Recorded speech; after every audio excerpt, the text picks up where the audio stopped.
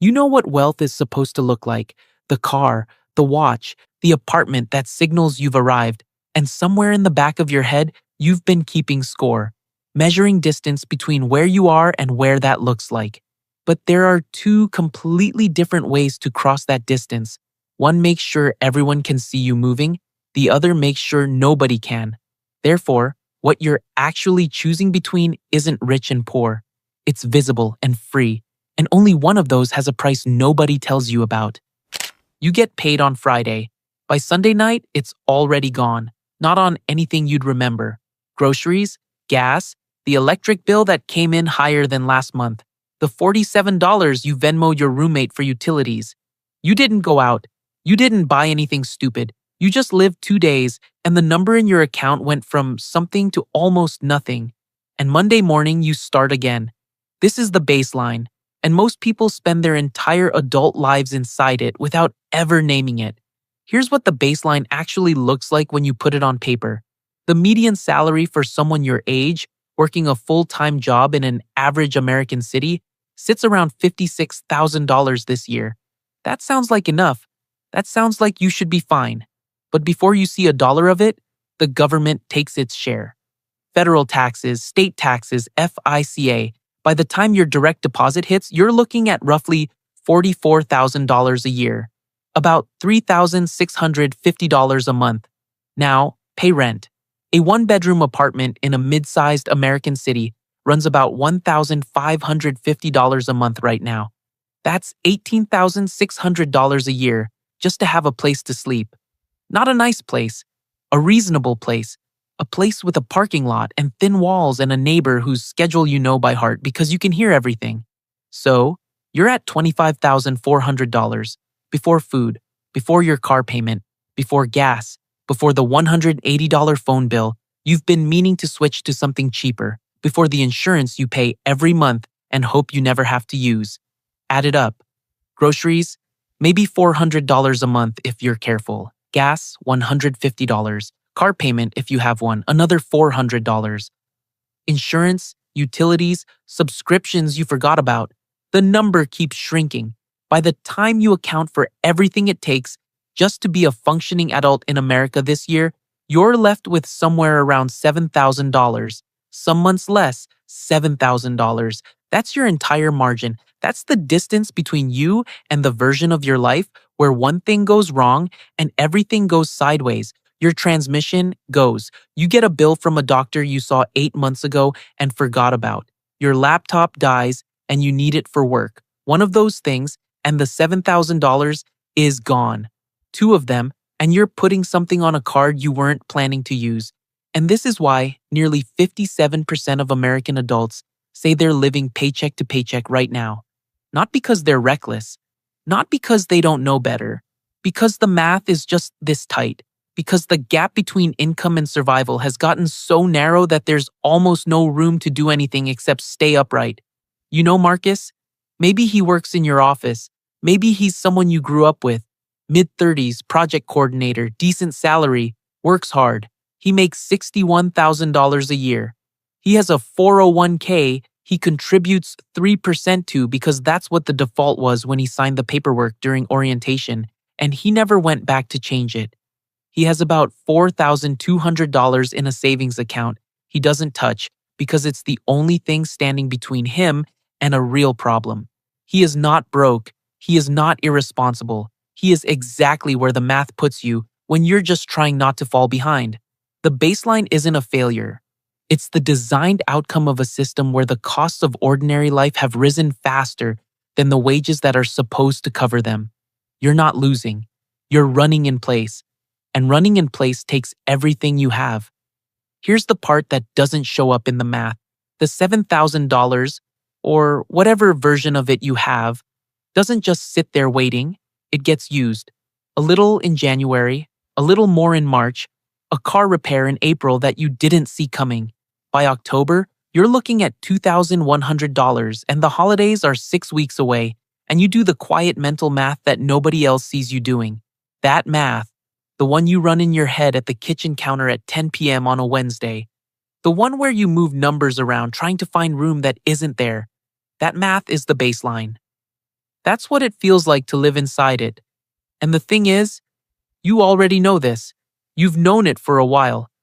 The knowledge isn't the problem. There are two exits from this room, and the one most people take isn't the one that gets them out. You get a raise, not a big one, 4%, maybe 5%, enough to matter on paper, enough that you feel it the first Friday after it kicks in and the deposit lands $180 higher than last month, and for about 2 weeks, that extra $180 just sits there. You don't do anything with it. You're not sure what to do with it. Then you do what most people do. You upgrade something. Maybe it's the apartment. The one you're in is fine, but the building down the street has in-unit laundry and a gym, and the kitchen doesn't make you apologize to guests. The difference is $340 a month. You do the math, it works, you sign the lease. Maybe it's the car. You've been driving the same one since 2019 and the check engine light has been on for 8 months, and you're tired of explaining it. The average new lease payment this year runs about $613 a month. You tell yourself it's practical. You tell yourself it's time. This is how the loud ladder starts. Not with a yacht, with a slightly nicer apartment, with a car that doesn't embarrass you in the parking lot at work. Think about Jordan. Late 20s, works in sales, makes $72,000 now after 2 strong performance years. From the outside, Jordan looks like someone who's figured it out. Good clothes, new car, a part of town with coffee shops and wine bars within walking distance, LinkedIn posts that get a respectable number of likes. Jordan is doing fine. Except Jordan isn't saving anything. Not really. There's a 401k with 3% going in because that's what HR set up at orientation. There's a savings account with $1,800 in it that hasn't grown in 4 months because every time it starts to build, something comes up. The car payment is $580 a month. The new apartment is $640 more than the old one. The credit card carries a balance Jordan has been meaning to address since February. The raise came. The lifestyle came with it, almost dollar for dollar. This is what the research calls lifestyle inflation. Your spending rises to meet your income. Every upgrade feels earned because you worked for the raise, you deserve what it buys. The problem isn't the logic.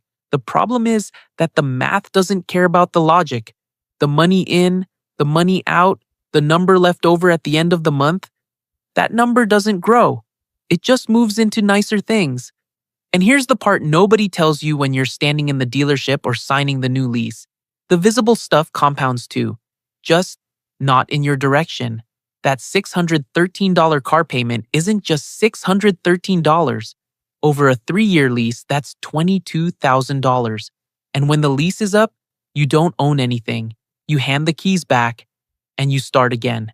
And you will start again, because by then, you'll have been driving that level of car for 3 years, and the one you drove before will feel impossible to go back to.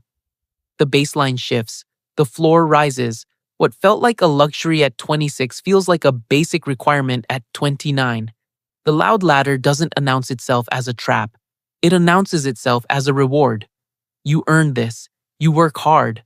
Why shouldn't your life look like it? The answer is that it can. The question is whether it should do it now, with money you don't actually have yet, on terms that reset every few years and leave you with nothing but a credit score and a habit. And the habit is the part that's hard to see from inside it. Because once your life is built around a certain level of visible output, the car, the apartment, the dinners, the wardrobe that says you belong in the room, you can't easily contract. You can upgrade. Contracting feels like failure. Contracting is the thing you do when something went wrong, and nothing went wrong.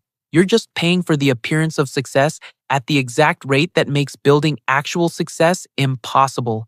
The loud ladder works that way. Each rung requires the next one. The $2,000 car payment needs the job with the parking lot that validates it. The job needs the wardrobe. The wardrobe needs the neighborhood. The neighborhood needs the restaurants. None of it is excessive on its own. Together, it's a system that consumes everything the system produces. You're not reckless. You're just playing the visible game. The game everybody plays. The game where the score is kept in parking lots and Instagram grids and the way people look at you when you walk into the meeting.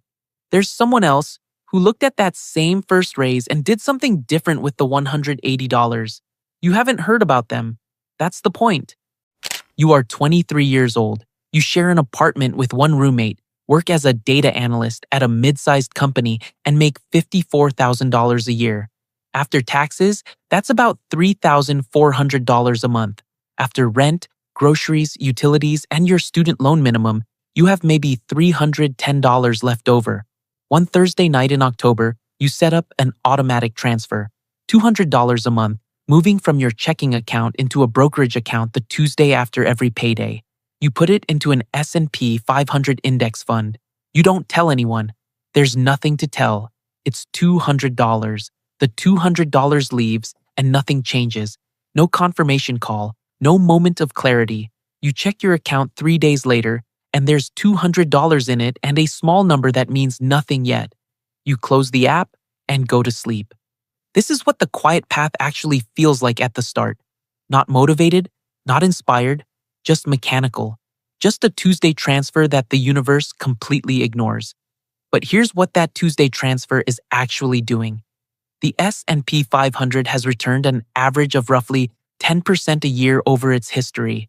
That $200 a month, invested consistently over 10 years at that rate, becomes somewhere around $38,000. Not from your contributions alone. You put in $24,000 over those 10 years.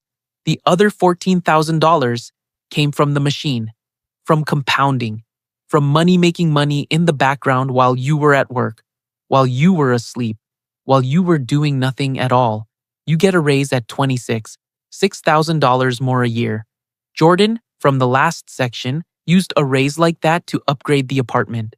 You raise your automatic transfer to $400 a month and keep the same apartment for another year. Nobody knows you did this. Nobody congratulates you. At 28, you have $41,000 invested. You upgrade your car, not leased, bought outright, used, $9,400 in cash. A 2017 Honda Civic with 61,000 miles on it. You drive it home, and your coworker in the parking lot asks if you're still looking for something different. You say you found what you needed. You don't explain further. By 31, something happens that doesn't announce itself. The monthly return on your investment account starts to feel real. Not $200 a month real. Real enough that you notice it. The compounding has been building for 8 years, and it's starting to move in a way that your salary contributions alone don't explain anymore.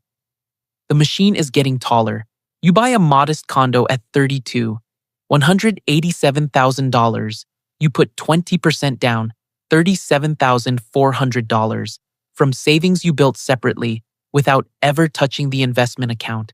The mortgage is $950 a month. You are not house poor. You still have the Civic. The break room conversation happens somewhere in here. Someone who started at the company the same year as you, similar title, similar salary, makes a comment about your car in the parking lot. Not cruel, just thoughtless. Something about how you'd think after all these years, you'd treat yourself. You smile and get your coffee. You are not treating yourself to a car. You are building something they can't see. By 35, your investment account crosses $200,000. You did the math once at a kitchen counter on a Tuesday night and realized that if you stopped contributing entirely right now, the account would still grow to over $500,000 by the time you're 50. Just from compounding on what's already there, you keep contributing anyway. And then, at 38, something changes permanently. The number crosses $1 million, not in a dramatic moment. You're checking your account on a Sunday morning with coffee, and it's just there. 7 figures. You do the math twice. You put the phone down. You make more coffee. But that number doesn't just mean you have money. It means a door open that most people don't know exists. To be an accredited investor, the legal threshold that unlocks access to private equity, private real estate funds, real estate syndications, and investment opportunities that never appear on any public market. You need a net worth above $1 million, excluding your primary residence.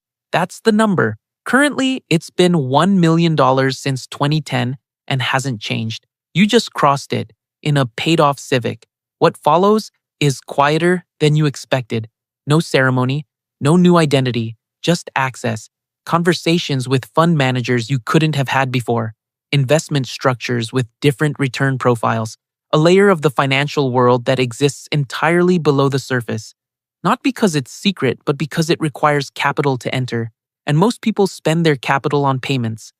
Then, one morning, you run the numbers and notice that the passive income generated by your portfolio, dividends, distributions, returns, has crossed your annual salary for the first time. The machine earned more last year than you did at your job. You sit with that for a while. The Civic is still in the driveway.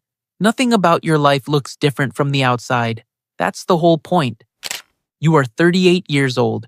You have $1 million investment portfolio, a paid-off condo, and a Honda Civic with 84,000 miles on it. From the outside, you look exactly like someone who hasn't figured it out yet. And for a long time, that was the point. Invisibility was the strategy. The gap between what people assumed about you and what was actually true, that gap was the machine's fuel. You protected it. You cultivated it. You let people draw their conclusions in the parking lot, and you said nothing. But something shifts when the machine actually works. When the number crosses, where it crosses, and the door opens, and the passive income clears your salary. Something you didn't fully account for becomes visible. The distance. Your college friend Derek texts you on a Wednesday. He needs $3,000, emergency dental work, no insurance, the kind of bill that appears without warning and rearranges everything. You've known Derek for 15 years. You send it the same afternoon without thinking twice, and then something changes between you. Not immediately, not in a way either of you would name out loud, but it's there. Derek insists on paying for lunch the next time you see him. He apologizes twice during the meal for things that don't need apologizing for. He makes a joke about owing you, then makes it again. The dynamic has shifted, and neither of you chose to shift it. The money moved, and the air between you moved with it. You didn't do anything wrong. That's what makes it hard to sit with. The $3,000 cost you nothing measurable. For Derek, it costs something that has no dollar amount. And the math that made the transfer effortless for you is the same math that made it complicated for him. The asymmetry that protected your wealth just put a distance between a friendship that was never about money before. Your brother calls on a Sunday. He's refinancing his mortgage, and the rate he's being offered is 6.8%, and he doesn't know if he should take it or wait, or what waiting even means in this market. He's stressed in the way that people are stressed when the numbers are real, the decision has real consequences, and there's no obvious right answer. You have spent 16 years building a private financial education that most people never access. You understand rate environments, amortization, and the relationship between Fed policy and mortgage pricing. You have actual context for his question. But you can't hand him the 16 years. You can try to explain the relevant pieces in a 10-minute phone call to someone whose financial vocabulary was built in a completely different direction. You can simplify, and the simplification loses something. You can go deeper, and he loses the thread. You do your best. You tell him what you think. He says thanks, that's helpful, and you can hear in his voice that he's still just as uncertain as before you talked. A quiet gap opens. You love your brother the same as you always have. The gap is still there. This is the part that none of the financial content mentions. The stealth wealth strategy works by keeping information asymmetric. You know your number, your net worth, your returns, your actual financial position. None of it is visible to the people around you. That asymmetry was protection on the way up. It kept you from the status competition, from the social pressure to spend, from the parking lot evaluations. But asymmetry between people isn't just protection, it's also distance. The further you travel financially from where you started, the harder the translation becomes. Not because you stop caring, because the language itself changes. You think in compound returns, opportunity cost, and portfolio allocation. The people you grew up with think in monthly payments and whether the account will clear before the bill hits. Both are real. Both are rational given what each of you is working with, but they don't translate cleanly into each other, and the gap between them grows every year you keep compounding. You can't bring them with you. Not directly. You can give money, and sometimes you do, and sometimes that helps, and sometimes it just changes the air. You can share what you know, and sometimes that lands, and sometimes it arrives in a language that doesn't connect to where they are. The math is real. The freedom is real. The morning you realized the machine was earning more than your salary, that was real. None of that disappears, but wealth moves in one direction, and the further it moves, the more it takes with it. Freedom and connection are not the same thing. You know that now. The machine never mentioned it. The Civic is still in the driveway. You're not sure anymore if the people who matter can see what it costs to get here, not the money. The other thing, the machine worked, exactly as promised. Every Tuesday transfer, every ignored comment in the parking lot, every year you let the number grow in silence.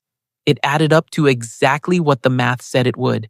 You're not checking the account anymore, wondering if it's enough. You know it's enough. What you're checking now is something the spreadsheet never had a column for. The Civic is paid off, the portfolio is compounding, and somewhere across town, Derek is still paying off that dental bill in installments, and your brother still doesn't fully understand why you told him what you told him about the mortgage. You didn't lose them, but you didn't bring them either. Notice that this week, not as a regret, just as a true thing about the direction money moves. The question that stays, the one the machine can't answer, is whether freedom means anything without someone to be free with.